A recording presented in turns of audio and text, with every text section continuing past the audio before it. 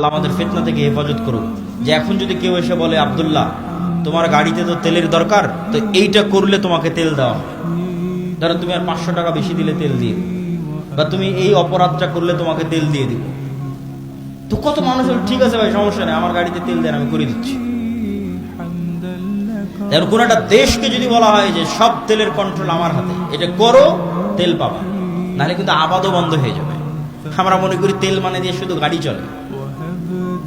Petrochemical থেকে সকল সার উৎপাদন হয়, সব কোনো সারই আর তৈরি হবে না। সার না হলে আপনি চাষ করবেন কি দিয়ে?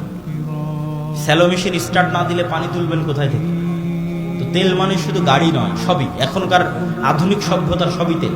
তা আমি তেল দিব না আপনার, তা আপনিও বুঝতে পারছেন যে আপনি সবই করে ফেলবেন তেল নেওয়ার জন্য। তো কোরআন এবং হাদিসে তো এর চেয়ে বড়টা বলা আছে, তেলের কথা বলা নেই। সরাসরি আকাশের বৃষ্টির কথা বলা আছে, জমিনের ফসলের কথা বলা আছে ডাইরেক্ট। যে দাজ্জাল ইরাক এবং শাম এই দুই দেশের মধ্যে সীমানা দিয়ে যেতে থাকবে। কোন এক নগরীর মানুষের কাছে এসে বলবে, এই তোমরা আমার উপর ঈমান আনছো?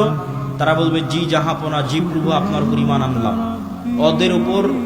ওদের জন্য দাজ্জাল টাকা পয়সা, ধন দৌলত, রুজি রুটির এত বড় ব্যবস্থা উন্মোচন করে দিবে যে মৌমাছির ঝাঁক যেভাবে মধুর পিছনে ছুটে, ধন সম্পদ টাকা পয়সা ওই শহরের মানুষের পিছনে ওইভাবে ছুটবে।